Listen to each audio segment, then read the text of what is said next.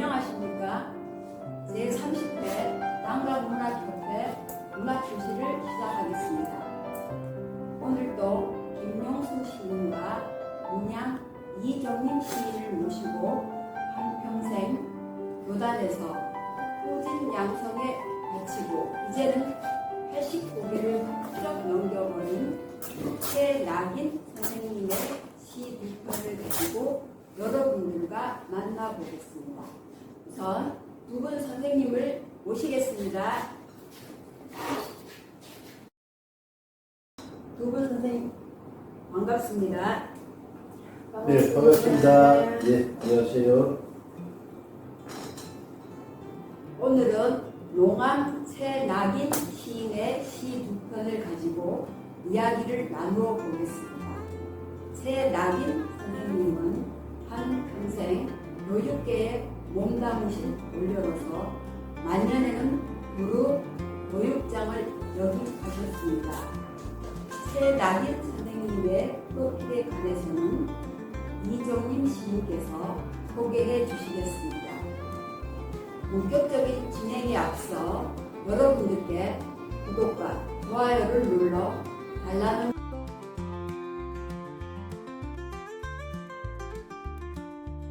부탁을 드리겠습니다. 문양 이정림 시인께서 최낙인 선생님의 프로필을 소개해 주십시오. 네, 농암 최낙인 선생님은 경남 고순 출생으로 진주사범, 경북 사대, 고려대 교육대학원, 경남대 박사 과정을 거쳤으며 각급 학교에서 교편을 잡으시다가 의량교육청과 창원교육청에서 교육장을, 경남교육위원을 역임하셨습니다. 이어서 선생님의 문학 활동을 소개해 드리겠습니다. 부산을 연고지로 하는 시와 수필을 통하여 등단하셨으며 남강문학협회 감사를 역임하셨습니다. 문학 활동을 통한 진주시의 위상 제고에 진주시장으로부터 감사패를 받은 것을 비롯하여 정수경 문학상, 남강문학 작가상을 수상하였습니다.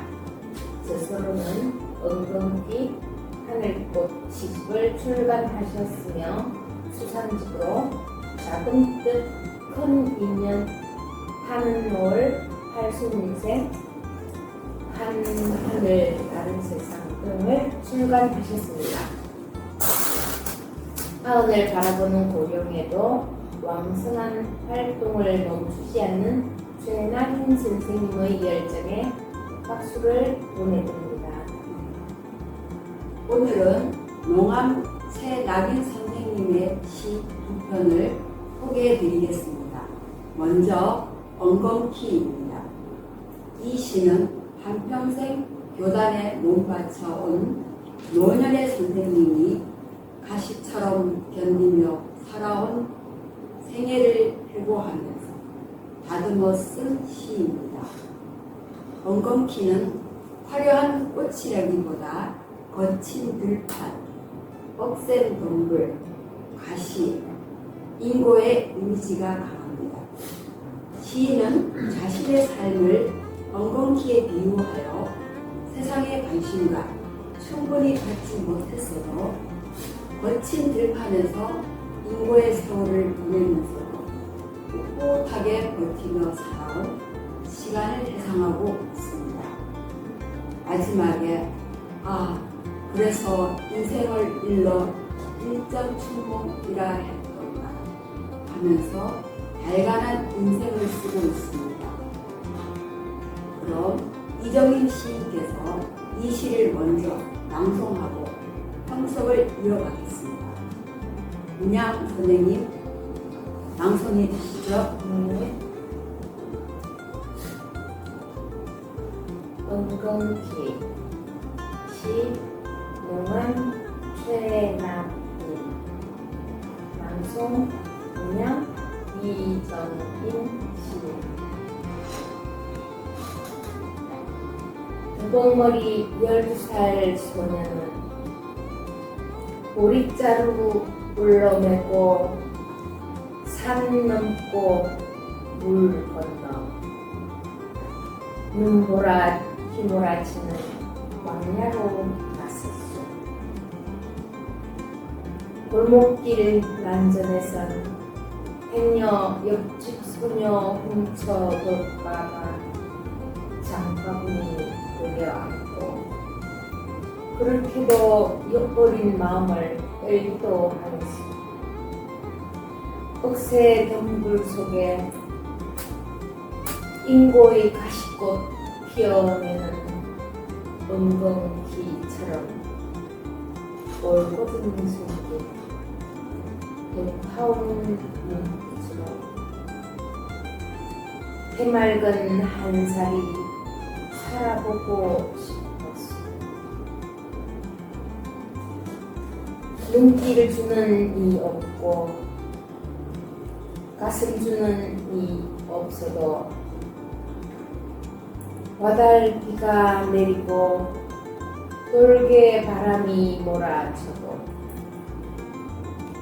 갈림길 석상처럼 애써 이 땅 이 조국을 지키려 하였소. 어쩌다 분홍빛 꽃잎 미소에 홀려 진흙볼에 들었다가 수렁에 허우적대며 소스라치는 절규를 토하기도 하였소.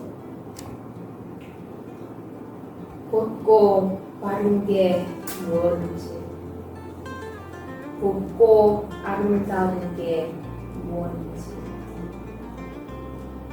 언 70 초로의 이마에 거친 주름살만 남았소. 아, 그래서 인생을 일러 일장춘몽이라 했던가.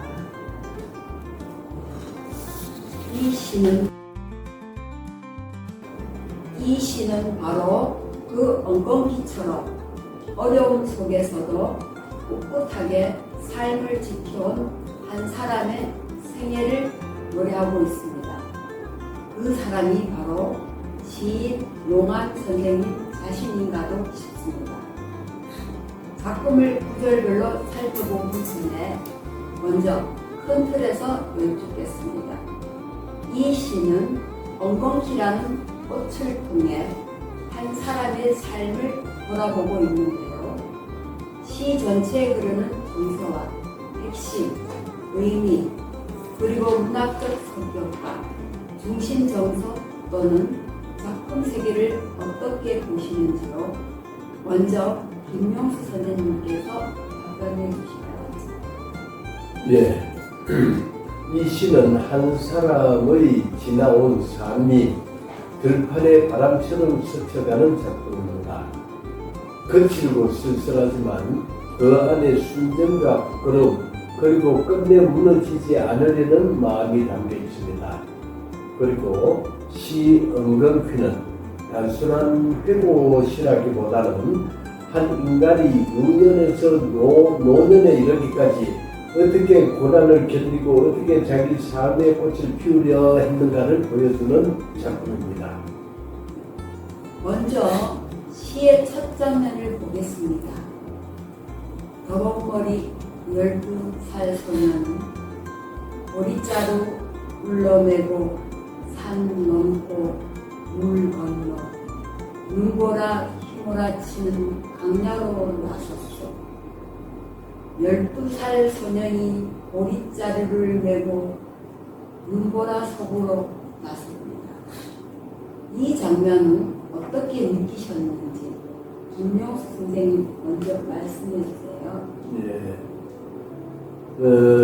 더벅머리 12살 소년이라는 말에서 먼저 한서러움이 느껴집니다. 아직 부모 품에서 뛰어놀 나이인데 벌써 생계에 일정 부분 힘을 지고 인생의 무게를 가지고 있습니다. 보리자루는 단순한 짐이 아니라 가난한 시대의 삶의 무게이고 어린 소년이 감당했던 짐으로 보입니다. 이 시는 처음부터 따뜻한 방 안에서 시작하지 않았습니다. 산 넘고 물 건너 눈보라 휘몰아 치는 광야에서 출발을 합니다. 이것은 한 인간의 삶이 유년 시절부터 순탄하지 않았음을 보여줍니다. 그는 좋은 화단이나 온실에서 자란 꽃이 아니라 눈보라 몰아치고 광풍이 부는 거친 들판에서 살아남아야 했던 은근히 같은 존재였습니다. 농암 선생의 유년 시절은 일제의 포갑 정치가 극성을 부리던 시절이었습니다. 일본이 말하는 대동아 전쟁을 일으킬 무렵이었으므로 일본은 전쟁 물자 비축의 혈안이었던 때입니다. 당시 일본인들도 허리띠를 졸라 매던 시절이었기 때문에 식민국인 대한민국의 사정이 더 말할 나위가 없었겠지요. 그런데 이어지는 대목은 조금 다릅니다. 골목길 난전에 선 행여 옆집 소녀 훔쳐볼까봐 장바구니 부려안고 그렇게도 어린 마음을 떨기도 하였소. 고단한 삶 속에서도 소년의 설레는 마음이 보입니다. 네. 이 대목은 시 전체에서 문득 피어나는 작은 봄꽃 같은 장면입니다. 보리자루를 불러맺고 골목길 난전을 지나던 어린 소년에게도 삶은 이미 만만치 않았을 것입니다. 그러나 그 고단한 길목에서도 마음 한편에는 아직 때묻지 않은 설렘이 남아있었습니다.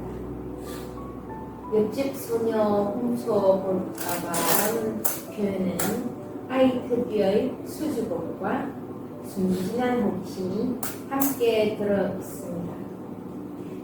대놓고 바라보지는 못하고 그저 행여 들킬까봐 장바구니를 품에 꼭 끌어안는 그 모습은 얼마나 천심하고 애틋합니까? 가난한 살림살이 속에서도 소년의 마음만은 맑은 물빛처럼 흔들리고 있었던 것이지요. 그렇습니다. 시에서 이 대목이 있기 때문에 이 시는 단순한 고난의 회고에 머물지 않습니다. 눈보라와 광야, 보리자루와 장바구니가 보여주는 삶의 무게 속에서도 어린 소년의 가슴에는 누군가를 향한 떨림이 있었습니다. 그 떨림은 아직 사랑이라고 이름 붙이기에는 너무 이르고 욕망이라고 말하기에는 너무 막습니다. 그저 옆집 소녀의 그림자 하나에도 마음이 먼저 놀라고 괜히 얼굴이 붉어지는 동심의 파문 같은 것입니다. 그래서 이 장면은 참 수수하고 귀합니다. 삶이 아무리 거칠고 가난해도 사람의 마음속에는 이렇게 꽃잎처럼 피어나는 순간이 있습니다. 소년이 품에 안은 것은 장바구니였지만은 사실 그 안에는 가난한 생계만이 아니라 어린 날의 부끄러움, 풋풋한 그리움, 그리고 사람답게 살아가려는 맑은 정서가 함께 담겨 있었던 것입니다. 이 한 대목으로 인해서 시 속의 소년은 고난을 견디는 존재를 넘어서 사랑을 느끼고 부끄러움을 알고 설렘을 간직한 따뜻한 인간으로 다가오는 것입니다. 바로 이 점에서 이 부분은 시 전체의 인간적인 온기를 불어넣는 서정의 핵심이라고 할 수 있습니다. 이제 제목과 직접 연결되는 대목입니다. 억새 분들 속에 인고의 가시꽃 피어내는 엉겅퀴처럼 올곧은 손길 도타운 눈빛으로 해맑은 한 살이 살아보고 싶었소. 김효수 시인이 이 시에서 엉겅퀴는 어떤 의미로 보아야 할까요? 은근귀는 거친 환경에서도 살아남는 꽃입니다.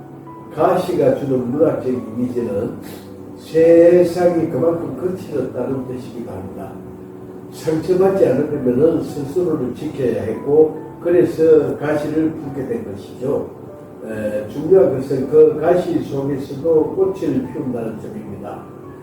화자는 거칠게 살고 싶었던 사람이 아닙니다. 올고전 손길, 도타운 눈빛, 해맑은 한사리를 꿈꾼 사람입니다. 즉, 험한 세상 속에서도 곱고 따뜻하고 맑게 살고 싶었던 사람입니다.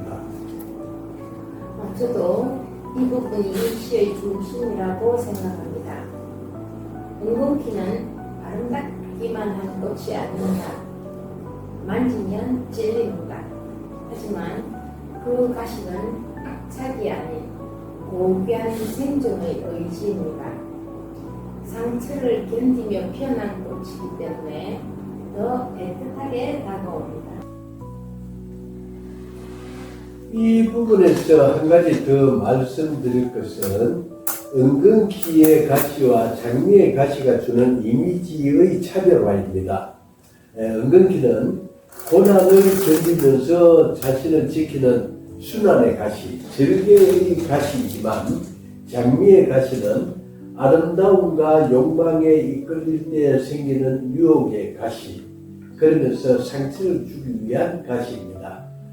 즉 은근키는 자신을 지키기 위한 가시지만 장미의 가시는 놈을 해치는 상처를 주기 위한 가시입니다. 따라서 이 시에서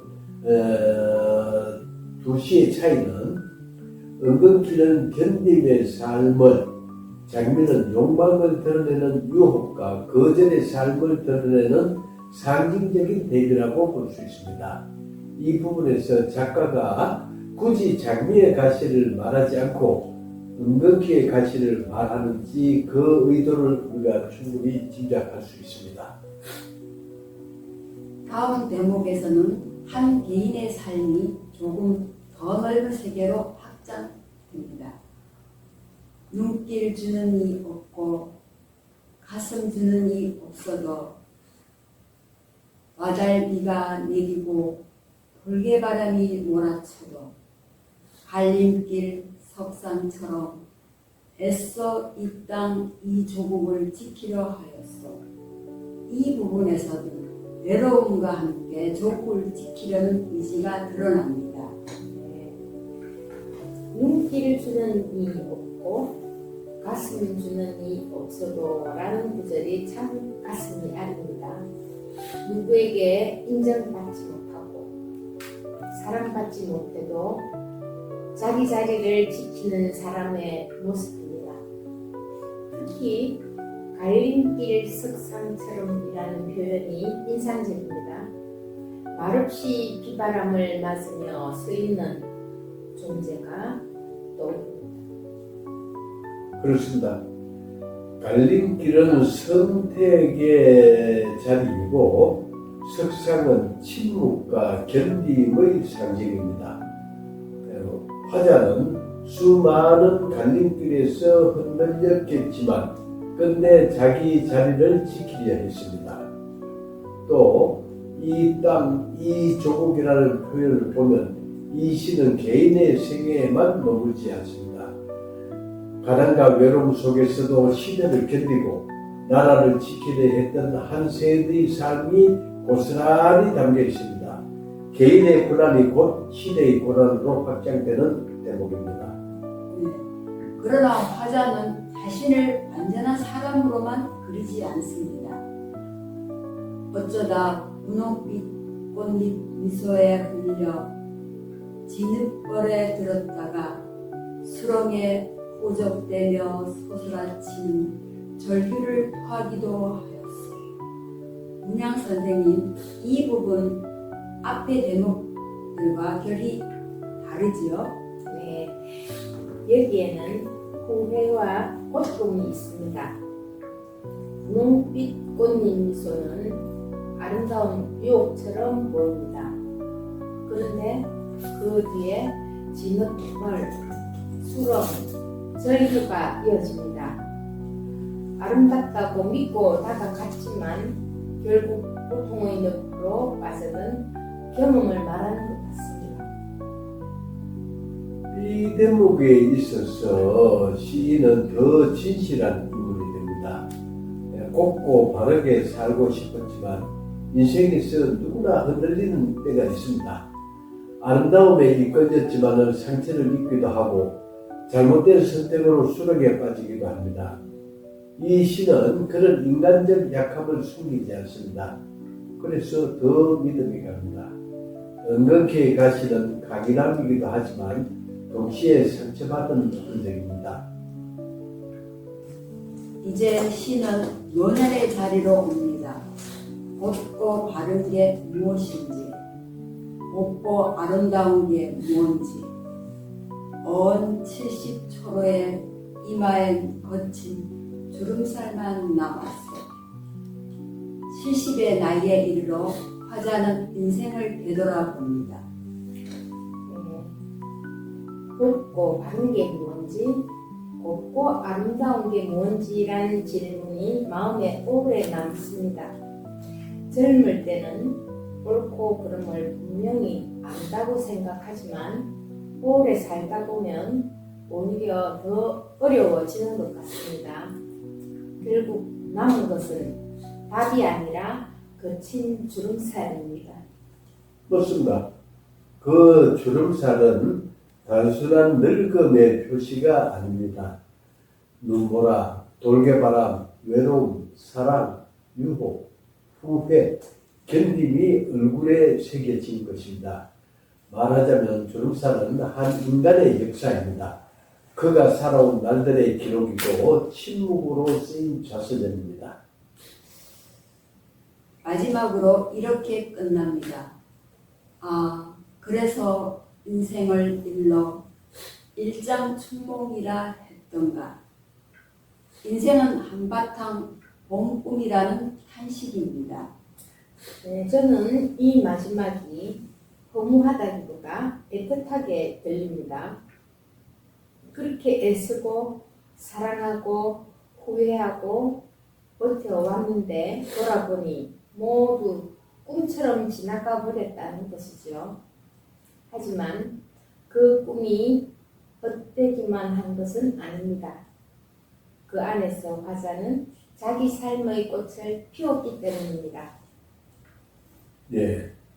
일장춘몽은 인생의 무상을 말하지만 이 시에서는 완전한 허무를 말하는 것은 아닙니다. 더 듣기 때문에 더 소중하고 지나갔기 때문에 더 애틋한 삶의 정서가 담겨 있습니다. 은근키는 화려한 장미가 아닙니다.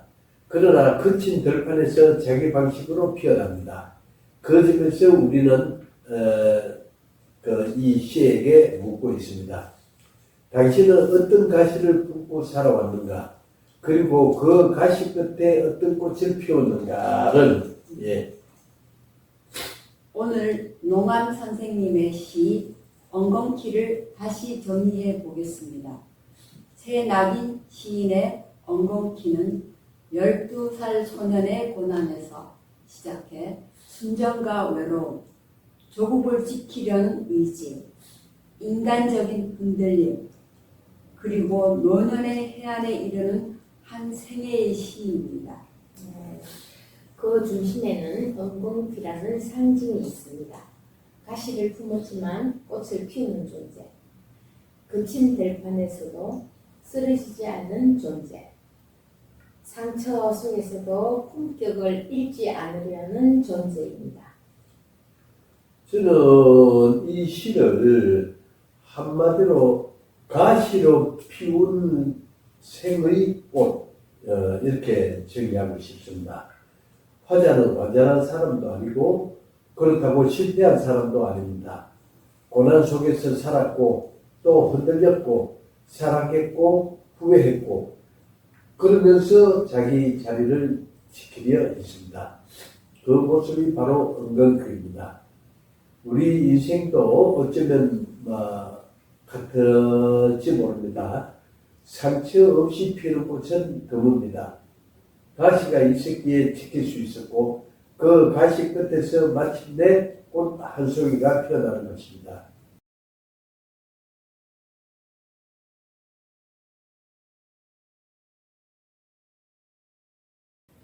엉겅퀴는 이것으로 마치고 다음에는 농한 선생님의 시 노을길 따라입니다. 우선 문양 선생님께서 이 시를 낭송해 주십시오. 네.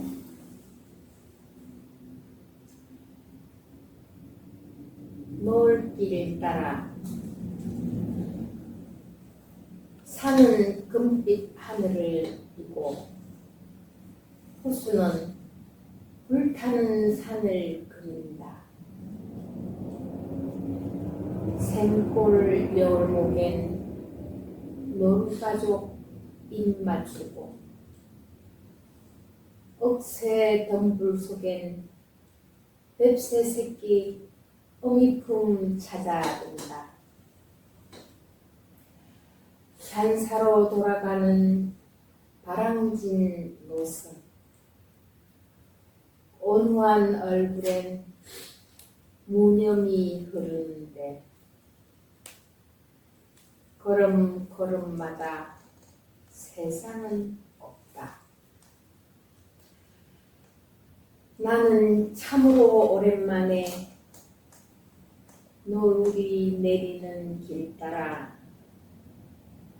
채색된 산수화를 치우며 걸었다.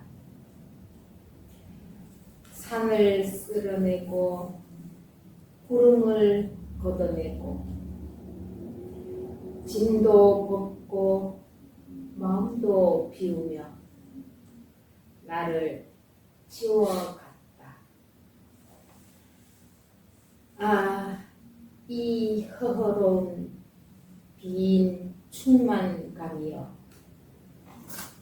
농한 최나빈 시인의 엉겅퀴에 이어서 노을길 따라를 간략하게 살펴보겠습니다. 이 작품은 노을이 내리는 산길을 따라 걷는 한 사람의 내면 여정을 그리고 있습니다. 겉으로는 산과 호수, 노루 가족과 뱁새 새끼, 산사로 돌아가는 노승이 등장하는 평화로운 풍경시처럼 보입니다. 그러나 그 안쪽에는 세속의 짐을 내려놓고 자기 자신마저 비워가려는 깊은 사유가 흐르고 있습니다. 먼저 이 시의 첫인상은 어떻습니까? 네, 이 시는 매우 정적이며 고요한 시입니다. 천년의 산은 금빛 하늘을 이고 호수는 불타는 산을 그린다는 대목부터 이미 한 폭의 산수화가 펼쳐집니다. 산은 하늘을 이고 있고 호수는 산을 비춥니다. 하늘과 산과 호수가 서로를 품고 비추는 장면이죠. 여기서 사연은 단순한 배경이 아니라 서로 기대고 서로를 비추는 조화로운 세계로 나타납니다. 맞습니다. 특히 금빛 하늘, 불타는 산이라는 표현은 노을의 찬란함을 보여주면서도 그 화려함이 들뜨거나 요란하지는 않습니다. 오히려 하루가 저물어가는 시간에 고요함이 느껴지는 것입니다. 조용하게 한평생을 살아오며 만년에 이른 시인의 평화로운 저녁, 황혼이 잘 나타나고 있습니다. 이 시에서 노을은 단순한 풍경이 아니라 삶의 황혼, 마음을 내려놓은가 그 비움의 시간을 말하는 것입니다. 다음 장면에는 샘골 여울목의 노루가족, 억새 덤불 속의 뱁새 새끼가 나옵니다. 이 부분은 어떤 의미로 볼 수 있을까요? 이 대목은 생명의 평화로움을 보여주고 있습니다. 노루가죽 입 맞추고 하는 표현 속에서 자연 속 생명들의 다정함이 있고 뱁새 새끼 어미품 찾아든다는 구절에서는 귀소, 안식, 보호의 정서가 들어있습니다. 결국 이 시의 자연은 험한 자연이 아니라 생명이 제자리로 찾아 돌아가는 따뜻한 품이 된 것입니다. 앞에 은근귀에서 자연이 눈보라, 돌개바라, 흑새덤불처럼 고난과 인고의 상징이었다면 여기서 자연은 귀의와 평안의 공간입니다. 노루가죽도 뱁새 새끼도 노선도 모두 자기 자리로 돌아갑니다. 이 시 전체가 하나의 귀향의 흐름을 가지고 있습니다. 시의 중심에는 산사로 돌아가는 바람진 노성이 있습니다. 이 노성의 이미지는 매우 중요해 보입니다. 이 부분이 주는 숨은 뜻은 무엇일까요? 이 노성이 시의 중심이 됩니다. 온화한 얼굴에 문연이 흐르는데 걸음걸음마다 세상은 없다는 구절에서 노성은 새 속의 욕망과 번뇌를 이미 내려놓은 존재로 보입니다. 바람은 자고 있지만 마음은 비어 있습니다. 몸은 산사로 가고 있지만 정신은 이미 세상 밖에 있는 듯합니다. 걸음걸음마다 세상은 없다는 표현이 이 시에처럼 딱 어울리는 것도 찾기 어려울 정도로 좋습니다. 세상을 미워해서 본 것이 아니라 세상의 집착에서 벗어난 상태입니다. 이것은 불교적으로 무념, 무와 공의 정서와 다 있다고 봅니다. 이 시는 자연의 서정시이면서 동시에 불교의 선적 사유가 깊게 배어있는 시라고 할 수 있습니다. 노성은 세상 속을 지나왔으나 세상에 묶이지는 않은 사람입니다.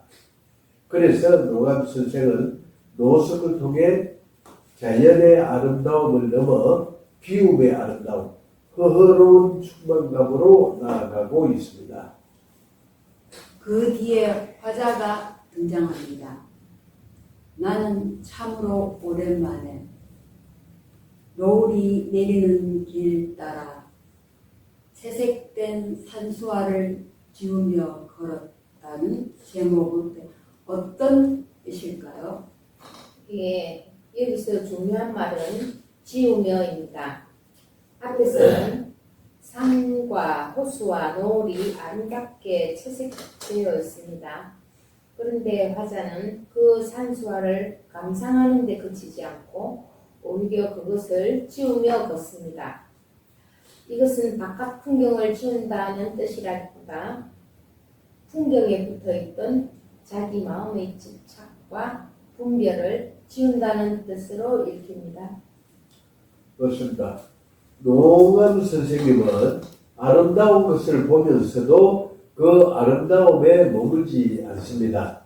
산을 보고 구름을 보고 노을을 보지만 결국 그것까지도 내려놓습니다. 그래서 마지막에 산을 쓸어내고 구름을 걷어내고 짐도 벗고 마음도 비우며 나를 지워갔다로 이어지는 것입니다. 이 대목은 자연을 통해 나를 채우는 것이 아니라 자연을 따라 나를 비워가는 것입니다. 어쩌면 자연을 채워가고 있는 시라고도 보이고요. 마지막 구절, 이 허허로운 빈 충만감이요. 역설적인 표현입니다. 비었는데 충만하다고 말합니다. 네, 그렇습니다. 이것이 이 시의 핵심으로 보입니다. 선생님은 어떻게 보세요? 예, 맞습니다. 이 부분이 이 시에서 나타나고자 하는 응축된 결론으로 보입니다. 보통 사람은 무엇인가를 가져야 충만하다고 생각합니다. 그러나 이 시의 화자는 반대로 비워질 때 충만해집니다. 허허로운이라는 말에는 텅 빈 느낌이 있고 충만 가면은 가득 찬 느낌이 있습니다. 서로 반대된 말이 한 곳에 놓여 있습니다. 이것이 불교적 공의 개념과 닿아 있습니다. 문현 선생님이 말씀하신 불교의 공의 개념과 닿아 있다는 말은 저도 동감합니다. 불교 경전인 반야심경에 보면은 색적 시공 공적 시색이라는 구절이 있습니다. 색적 시공은 산도 구름도 나도 붙잡을 실체가 아님을 아는 것이고, 공적 시색은 그렇게 비워졌을 때 오히려 세계가 더 충만으로 채워지는 것입니다. 그래서 노감 선생님은 무엇을 채워서 충만해지는 것이 아니라 비움으로써 충만해진다는 불교적인 역설을 말하고 있는 것입니다. 그리고 이 시는 노을길을 따라 걷는 이야기지만은 실제로는 마음을 비워가는 구도의 여정입니다. 산과 구름과 짐과 마음을 다 내려놓고 마지막에는 나까지 비워가는 경지에 이르는 것입니다. 그래서 이 작품은 단순한 자연의 예찬시가 아니고 자연을 매개로 무념과 무아의 세계에 이르는 선적 서정시라고 할 수 있습니다. 정리하면 노을길 따라는 노을 속 산길을 걸으며 세속의 짐과 자아의 집착을 내려놓는 시입니다. 아름다운 풍경을 그리면서 그 풍경에 머물지 않고 끝내 비움의 속에 충만함을 발견하는 작품이라고 볼 수 있겠습니다. 이번에는 앞서 살펴본 엉겅퀴와 노을길 따라를 비교해 보겠습니다. 두 작품은 같은 시인의 작품인 만큼 통하는 분위기가 있으면서도 결은 조금 다르게 느껴집니다. 먼저 공통점은 무엇일까요? 두 시의 공통점은 자연물을 통해서 인간의 삶과 정신을 드러낸다는 점입니다. 엉겅퀴에서는 엉겅퀴, 을새등불, 눈보라, 돌개바람이 등장합니다. 그것들은 고난과 인고, 생존의 상징입니다. 반면에 노을길 따라서는 산과 호수, 노루가족, 뱁새 새끼, 노선, 노을길이 등장합니다. 여기서 자연은 평화와 귀의, 비움의 상징이 됩니다. 방식은 다르지만 그것이 모두 자연을 통해 인간의 내면을 말하고 있는 것입니다. 문학사조상으로 분류한다면요? 분들이 말씀해 주십시오. 예. 문학서조상으로 보면은 두 작품 모두 서정적 현실주의와 자연 상징시의 맥락에서 같다고 볼 수 있습니다. 다만 엉겅퀴가 현실의 고난을 짊어진 세계 고백시에 가깝다면은 노을길 따라는 자연 속에서 마음을 비워가는 서적 서정시에 가깝습니다. 하나는 삶을 버티는 시고 또 다른 하나는 삶을 내려놓는 시입니다. 그 표현이 좋습니다. 엉겅퀴는 버티는 시, 노을길 따라는 내려놓는 시. 그렇다면 작가만의 특징은 어디에서 드러날까요? 이번에도 문양 선생님 말씀해 주실까요? 네, 동안 최낙인 시인의 특징은 자연을 단순히 아름다운 대상으로만 보지 않는다는 점입니다. 자연은 늘 삶의 상징이고 마음의 거울입니다. 엉겅퀴의 엉겅퀴는 한 인간의 인고를 상징하고 노을길 따라의 노을길은 무념과 비움으로 가는 길을 상징합니다. 자연이 곧 정신의 언어가 되는 것이죠. 또 하나의 특징은 삶의 고통을 말하면서도 끝내 품격을 잃지 않는다는 것입니다. 엉겅퀴는 눈보라와 돌개바람 속에서도 풋풋하게 서려는 정신을 보여줍니다. 그리고 노을길 따라에서는 세상의 짐과 마음의 욕심을 내려놓으면서 허허로운 충만에 이릅니다.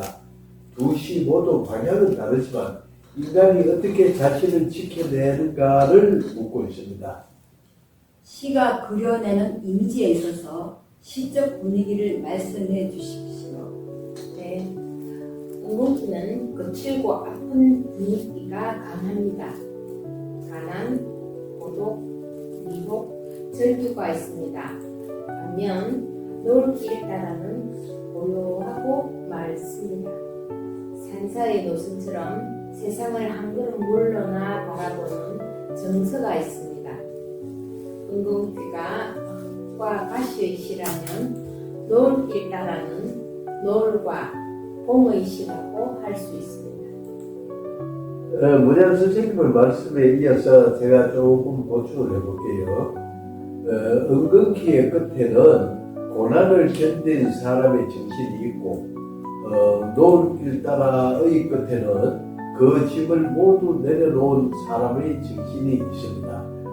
다시 말해 엉겅퀴가 인생의 전반부와 중반부 즉 살아남기 위한 몸부림이었다면 노을길 따라는 인생의 후반부 즉 비우고 돌아가는 길의 깨달음처럼 느껴집니다.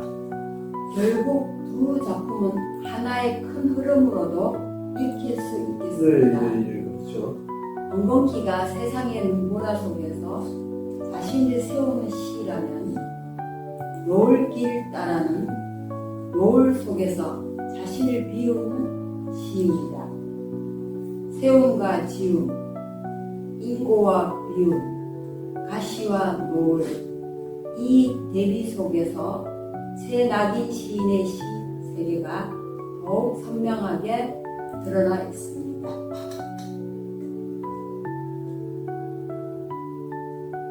오늘은 농암 최낙인 시인의 엉겅퀴와 노을길 따라를 통해 한 사람의 생애와 시대 그리고 인생 무상의 의미를 함께 생각해 보았습니다.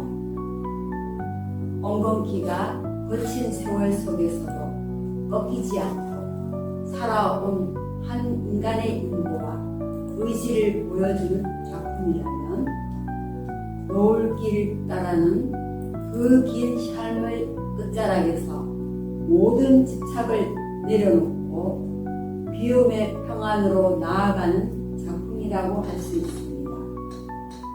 한편은 가시처럼 견딘 삶의 기록이고 다른 한편은 노을처럼 내려놓은 마음의 풍경입니다. 두 작품은 서로 다른 정조를 가지고 있지만 결국 인간은 고통 속에서 자신을 세우고 마지막에는 비움 속에서 참된 충만을 만났다는 깊은 깨달음으로 이어집니다. 농암 최낙인 시인의 시 세계는 우리에게 묻습니다. 우리는 무엇을 붙들고 살아왔으며 또 무엇을 내려놓아야 참으로 자유로워질 수 있을까? 오늘 이 두 편의 시가 여러분의 마음에도 오래 남는 성찰의 노을길이 되기를 바랍니다. 함께 해주셔서 고맙습니다.